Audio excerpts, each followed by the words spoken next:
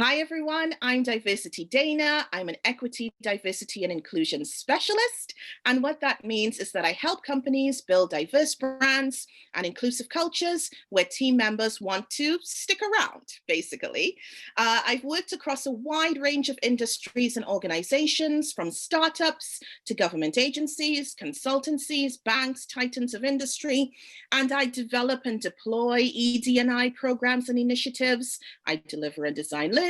I shape policies. I help companies get to grips with their diversity reality by uncovering and then providing solutions for the things that are getting in the way of them creating a workforce reflective of the wider world that we live in. So let's get started with today's session called Pardon Me, Your Privilege is Showing.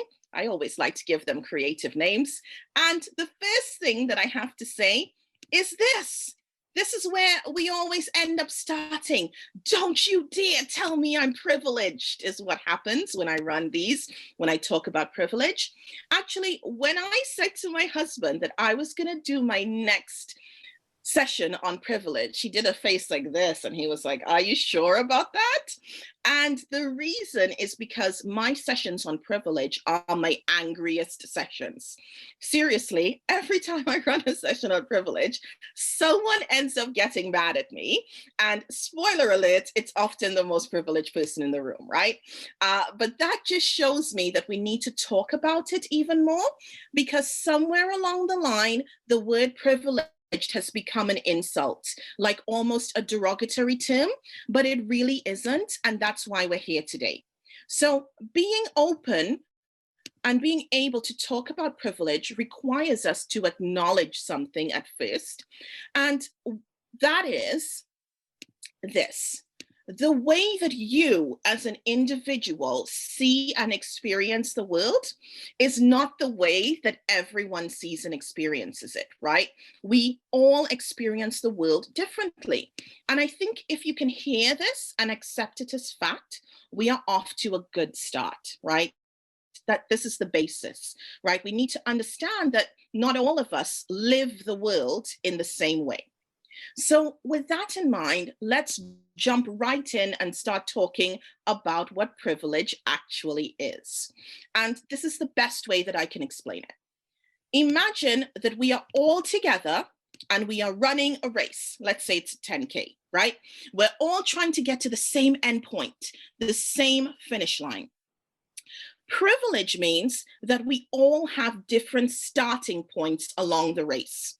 And maybe we didn't have to even walk to our starting point. Maybe someone came like in one of those golf carts and drove us to our starting line and placed us there ready to run. Some of us have to run the race from the starting line at 0, but some of us get to run this 10K maybe from 3 km, from 5 km, from 7 km, maybe some even at 9 km, but we all get rewarded in the same way for reaching the finish line, no matter where in the race we started, right? So it isn't a fair race. That's what privilege is. Now, to add insult to injury, imagine that wherever you start at the beginning, whether it's 0K or 3 km or 5 km, whatever, right? Your starting point is not based on anything that you have actually done. So you have not earned your starting point in this race. It is based on things that are completely out of your control. That is privilege. Privilege is those unearned sort of head starts that you get for being a member of a specific social group. And we tend to think that privilege means that you haven't done anything at all to earn the things you have in your life. But that's not true. You might have run like Usain Bolt from your starting point and worked really, really hard in the race, but that doesn't change the fact that you had an advantage over others because of something that you had nothing to do with, right? That is privilege. I hope that makes sense. You can tell me if it doesn't in the chat and we can talk a little bit more about it. So privilege really, when you think about it, is about power, it's about social power. It is not about you and who you are as an individual. It is about the groups you belong to and how those groups are viewed and treated by society. So due to our race or class or gender or sexual orientation or language or geographic location in many cases, ability, religion, and a whole bunch more, all of us have greater or lesser access to resources and social power. And I'm going to use myself as an example because this is the best way to talk about it and think about it.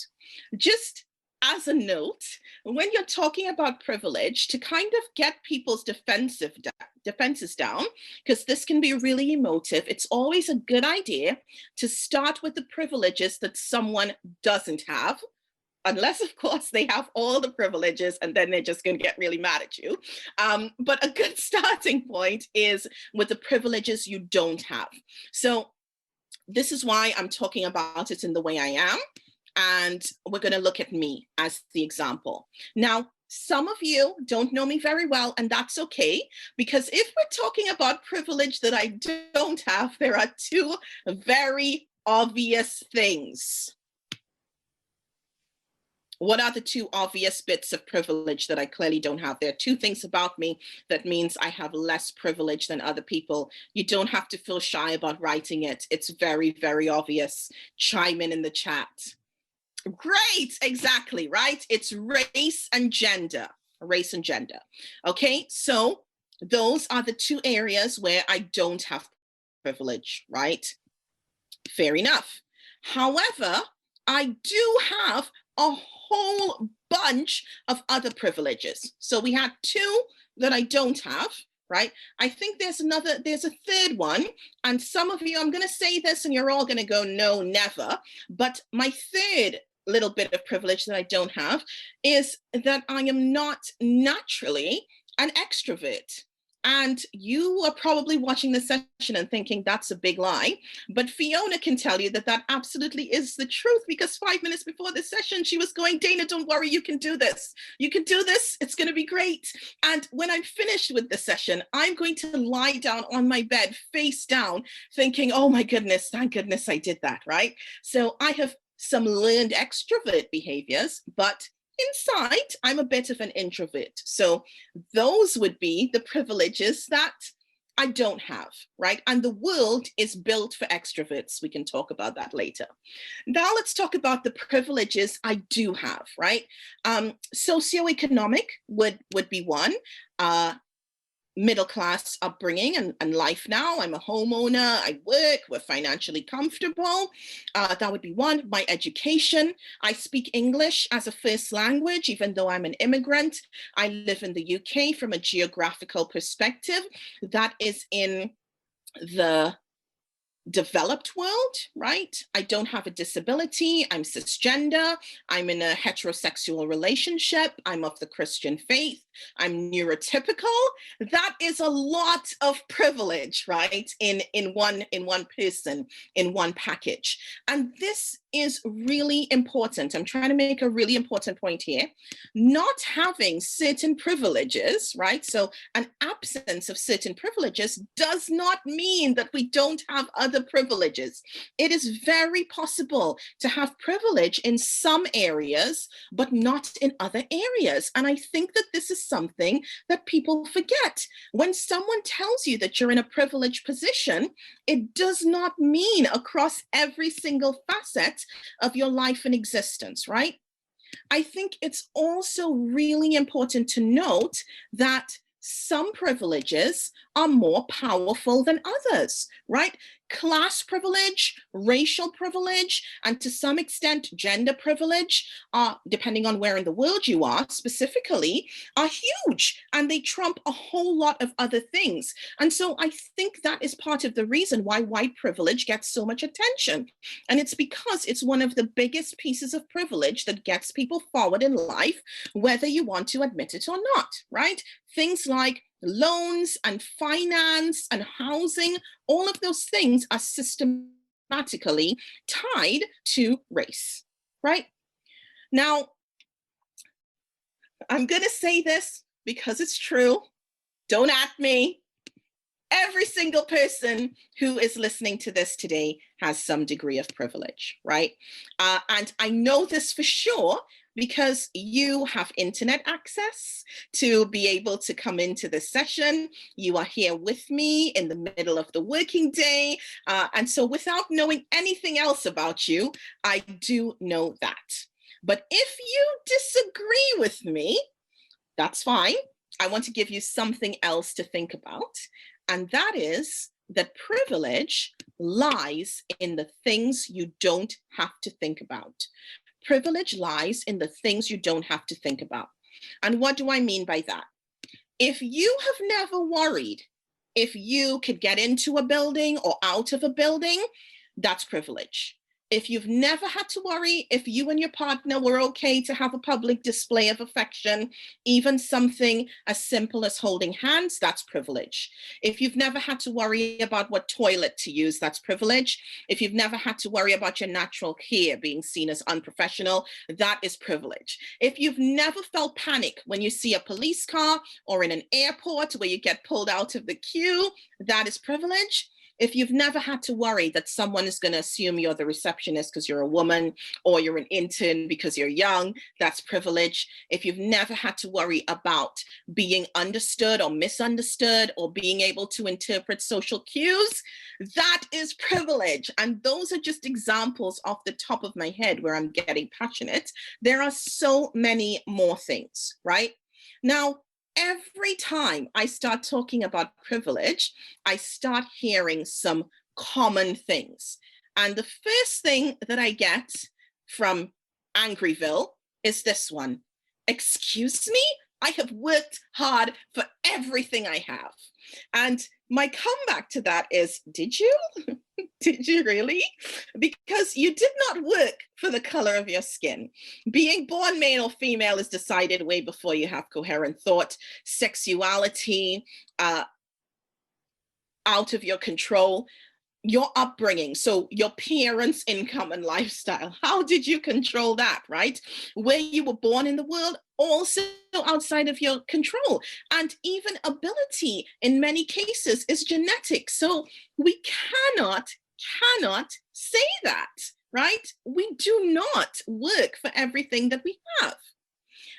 The second thing that I get all the time is, you have no idea about all of the hardships that I faced in my life. And what I want to say about that is, having privilege doesn't mean that you've never worked for anything you have, and it doesn't mean that your life has been easy, right? This is about unearned advantages that the social groups you belong to have. It is not a commentary on your life and your individual journey and your struggles. I don't think anyone's life is easy. I think we all have struggles, and it is a human thing to want recognition for the things you've overcome. And I hear you about that, but the discussion on privilege does not take away from that, right?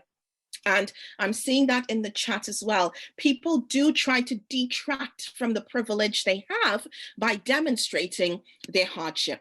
You can have lived hardship, but still also have privilege. And your privilege is not so much about the things that you have done, but it's more about the things that you have not had to do. The things that you haven't had to do that I outlined earlier is what makes up your privilege. Now, I've been going for a while. I'm going to pause and do a little sense check. I have a little question. I'm going to launch a poll. Don't panic if you don't see the poll. Sometimes in the web version, you don't get to see it. Let's just see where people are. By the way, this is anonymous. So if you're still thinking about it, that's okay. You're more than welcome to say that, right? That's fine, because we're still going to keep talking about it, but I just wanted to see where we were in terms of that, right?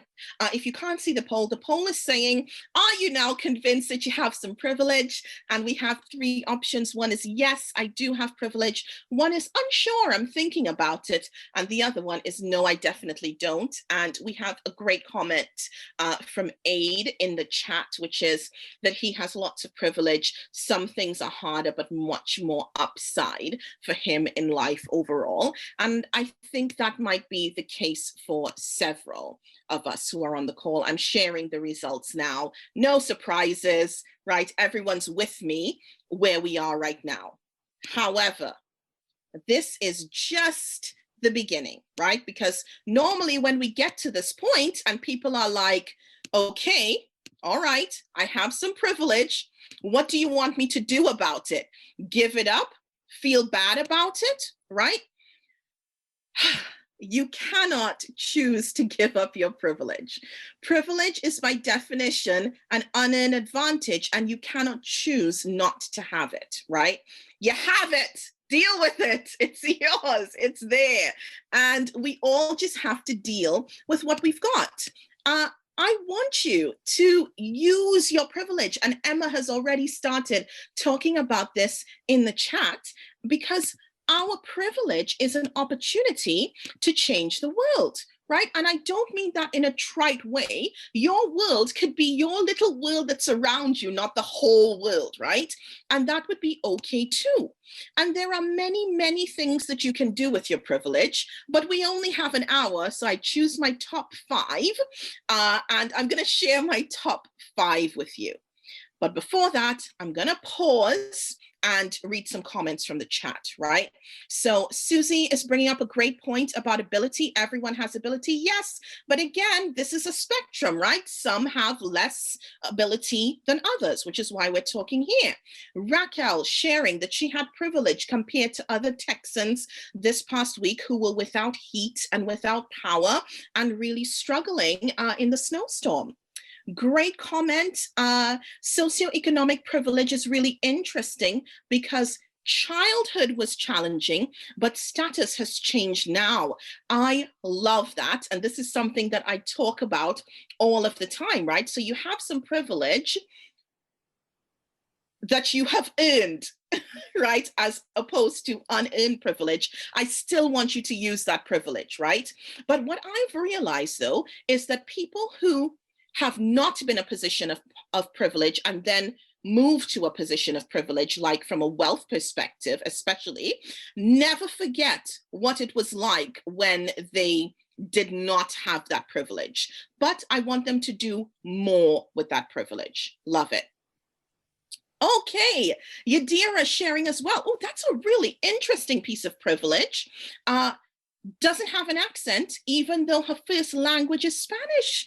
People guess that she's from India or Egypt. They never guess Puerto Rican. So you don't have to deal with some of the things that come from having a very easily recognizable accent. I love all of these comments, everyone. Please keep them coming through. I'm about to reveal my top 5 things that I want from you. And of course, you can feel free to add more from yourself, but this is the starting point, right? 5. The first thing is get over your guilt and defensiveness, and we'll talk about that. The second thing is watch out for privilege blindness, and we're going to talk more about all of these things.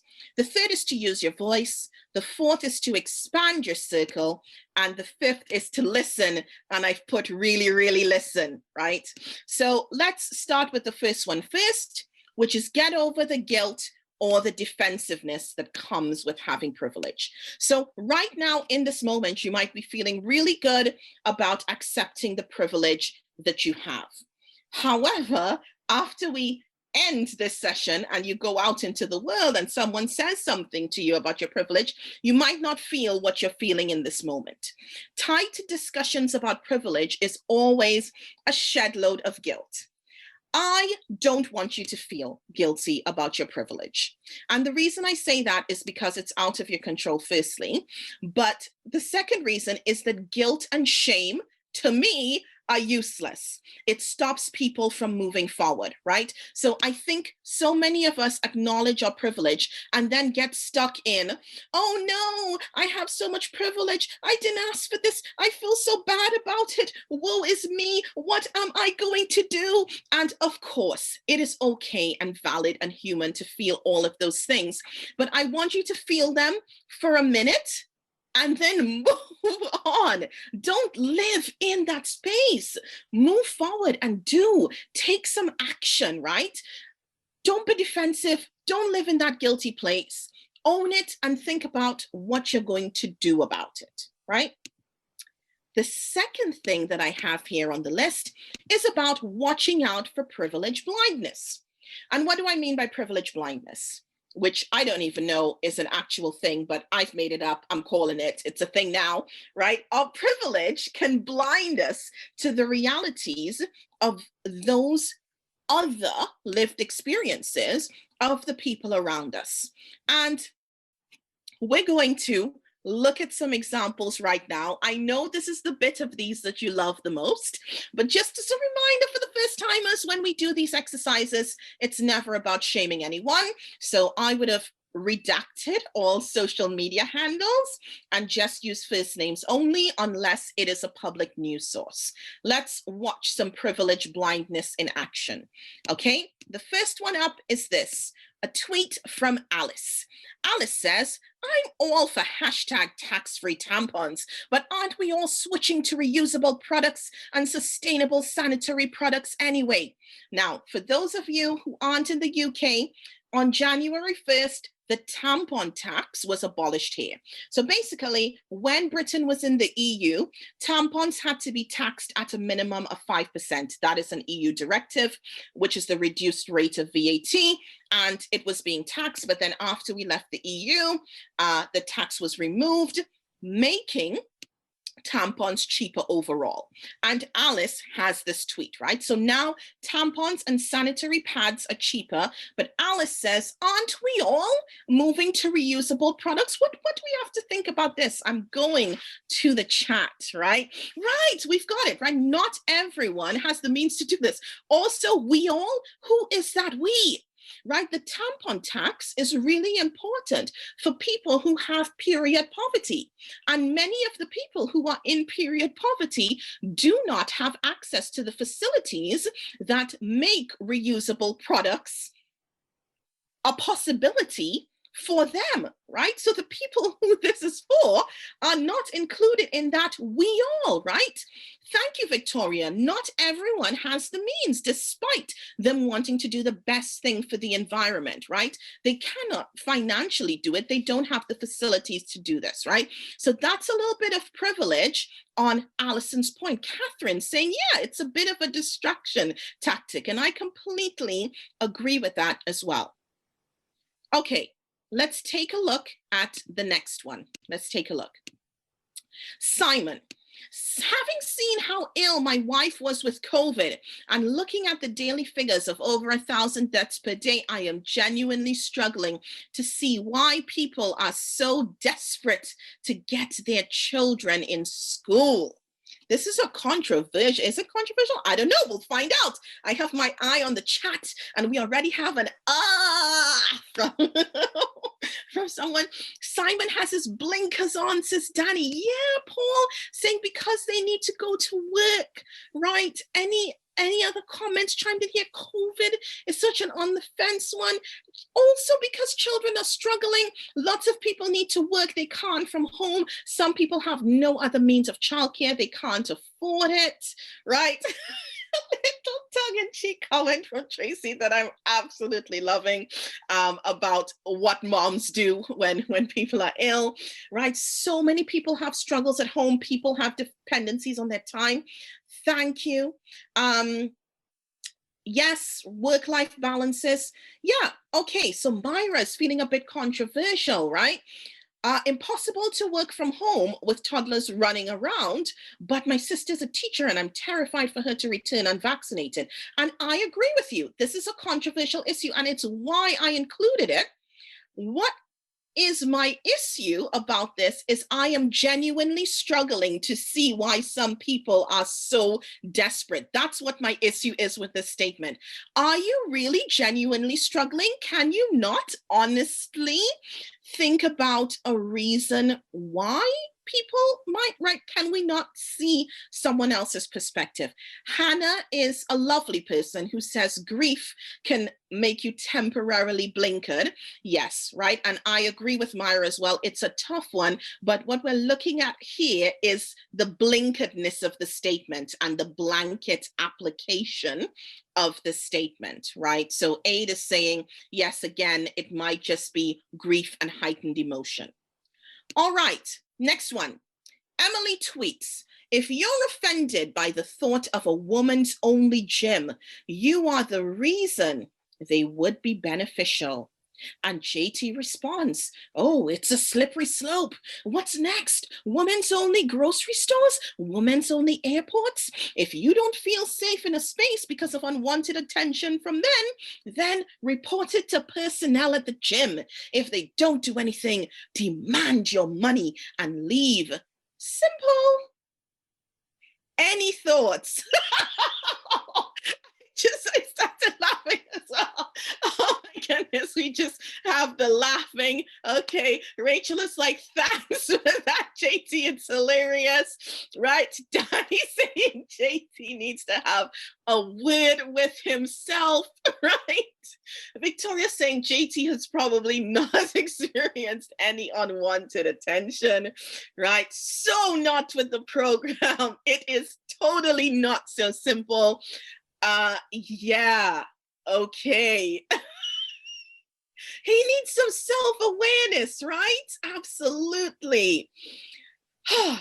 So yeah, great comment. It's the discomfort the woman has to go through in the unwanted attention, but also in the reporting process. Because I don't know about you, but going to report it often feels a bit like this person was really checking me out. OMG, I'm so hot. And many women do not want to put themselves in that particular scenario because there's a chance that you wouldn't be believed, right? Thank you, exactly. And there's discomfort and effort and the shame. Thank you. It really is not so simple. And you're in an awkward position when you're having to report it, absolutely. And JT might need to think about some other perspective here.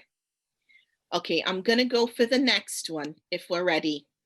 This one is from Marina, and she says, hashtag Clubhouse, so Clubhouse, this is a new app, is the most interested, human, and inclusive app I've seen lately. Double applause.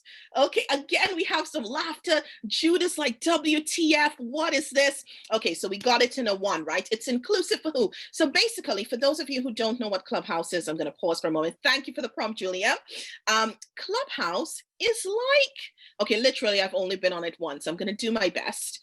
It's an app where you log in and there are discussions happening and people are talking about various topics in rooms of the Clubhouse.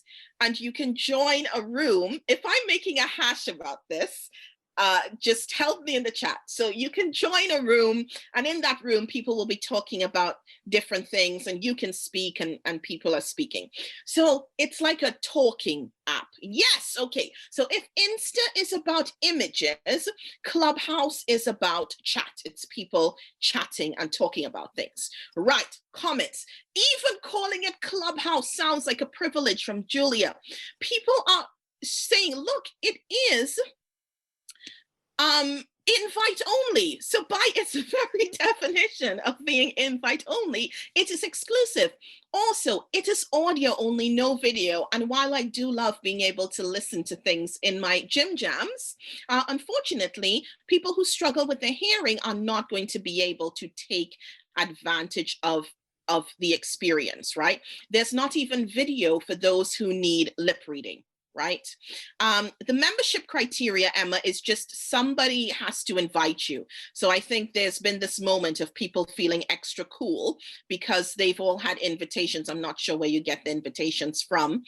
It's like a social media members club. Exactly. That is what it is. Tracy chiming in, it is not on Android, it's iPhone only. Premalatha saying it's for people who are extroverted and love to chat, right?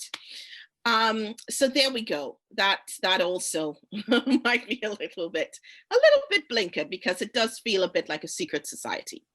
Okay. Gird your loins for this one. This is a big one. Okay.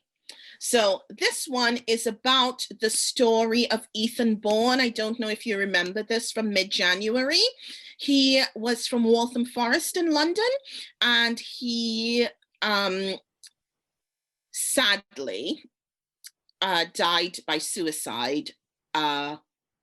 He baked a cheesecake for his mom. It's the saddest thing. And then, yeah. Obviously, his family is devastated. It was reported very widely, all over the news. And then on the actual story where it's being shared, Ella says a 12-year-old shouldn't have any insecurities. And even if they did, it shouldn't even occur to them to take their own life over them. I'm just going to pause and let that sink in. Right? Ella and Simon have been chatting. Oh my goodness. Okay, so true. Anyone at any age can have poor mental health, and that is a fact, right? Just reading the chat. Put that judgment away, says Aid. Ella feels she doesn't have any insecurities, so that means no one else does. Absolutely. We have to support kids through their tough times. They do deal with a lot, and a lot more than we ever had to deal with at that age, right? A suggestion that Ella must not have children. Myra saying that she hopes Ella's tone is one of sadness. I hope that as well. I hope it's coming from that place of disbelief I can't quite comprehend, right? She must have forgotten what it is to be a child. She knows nothing about the boy's life and what he might be experiencing. I think even when we were children, we weren't children in the period of time that we're in right now with social media. Exactly. Thank you, Jack. And bullying and some of those pressures, right? And especially now in COVID. Thank you, Catherine. Just none of that understanding of mental health and other people's lives and experiences. Okay. So last one. I don't know if you all have seen this one on LinkedIn, right? Onienye, and this is much longer than this. I had to redact to save space. So she's basically talking about her name has always been an issue. At secondary school, a teacher asked if he could call me On for short. At university, my HOD ridiculed my name in a lecture room. My name then became a running joke, and she just is sharing about this. And Denise chimes in with, my last name is always mispronounced, and honestly, I don't mind at all. Do people abroad instinctively know? Okay, so I can literally see Paul on my camera, and as he read, he just put his head into his hands, and now he's like massaging his head from the stress, right? Try being less pompous and precious and loosen up. It really doesn't matter. I'm just watching all the face palms on the camera, right? Okay, Denise, right? It's all happening in the chat. Oh, great. Your name is the only thing you have. People should do their best to get it right and ask if they don't know how to pronounce it. It's about your very self. Yes, your identity. The empathy level here is 0%. Names are really important. It's about respect, right? Yadira saying it must be nice to have a name people can pronounce. What gets me about this is that it's not even her first name. She's not even comparing like with like, right? This person is talking about their first name being mispronounced, and she's talking about her surname, which of course I had to redact, always being mispronounced, right? Names are personal. If people can't get it right, it's disrespect, it's a microaggression. Oh my goodness, Aid wants to have words with someone, right? Yeah. Okay, so Tracy saying that she's had a very similar response to a post on LinkedIn about mispronunciations, right? Oh my goodness, right? Very, very, very, very privilege blind here in this particular scenario. So we've all had some really big and overt responses to some of the things that we've been discussing here. And I want to stop and ask you, have you been privilege blind lately? Because it's very easy to look at others and to judge their communication. But this isn't just about social media, right? It could also be about comments that you make in passing and perspectives, or maybe not even seeing. And I'm telling you this, and I'm not trying to lecture you. It's something that I've done myself, right? Very early in lockdown, I was having chat, one of those Zoom chats that you have in the moment. And I said, I feel really sorry that it's taken COVID to get here, but I cannot imagine anyone wanting to go back to the way that things were in terms of work before COVID. That's the statement I made. And I think I was just in my good mood spirits about being able to be home with my kids and loving the flexibility of not having to travel for work. And then right after that call, after we all dropped out, one of my friends rang me and said, I have something to tell you, Dana. I have really been struggling in COVID. I am in a basement flat. I live alone. I haven't seen anyone. I haven't had any contact with anyone other than Zoom for a month, and I don't feel good. And it was a check for me that with my garden and my childcare and all of the privileges that I have, I missed something, right? Because my experience was so different. I think what I could have said was, I am enjoying this period, but I know that it's not possibly the same for everyone else, and open the discussion in that way. But I think what I actually did say was very callous and was not recognizing my privilege. And the thing is, I know how it feels to be on the other side of that, because last year I had a falling out with a friend, right? You know those kettles that you put on the stove and it whistles when the water has boiled? That's how I picture my anger. And I could feel myself about to whistle.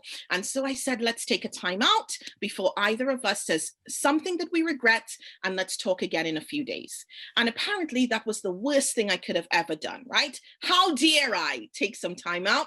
Now, I've already told you that I have my little introvert ways. I hate confrontation, but every communication from that point onward was, if you had spoken to me about it right away, and we could have resolved it right in that moment, and why didn't you talk about it then? Because my way of dealing with things was not that person's way of dealing with things.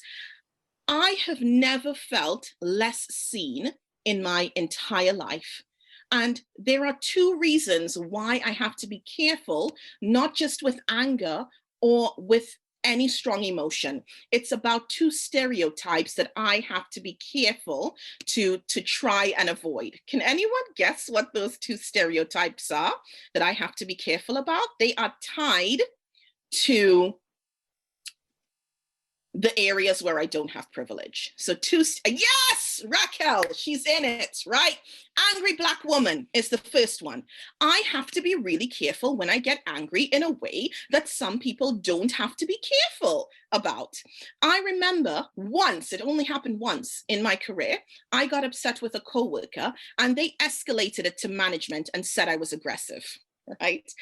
Luckily, there were other people around for that conversation who said, no, I wasn't aggressive, but I was reported for it. And I think that has stuck with me. And since then, I'm really careful about how I communicate and about anger. But of course, the person in question has never had to think about that, so it would not have occurred to them, right? So that's one. The second one, what might the second one be?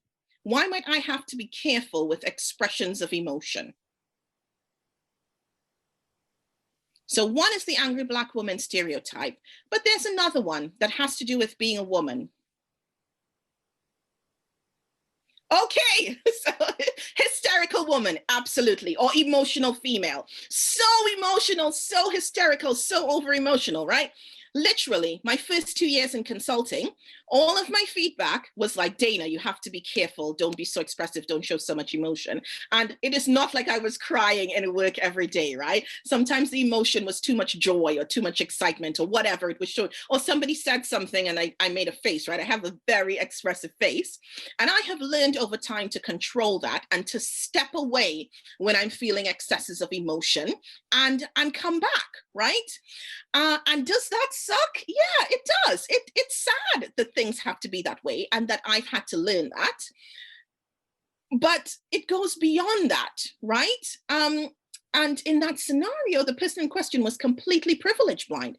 It was all about him and what he needed in that moment, and what I was feeling was not valid.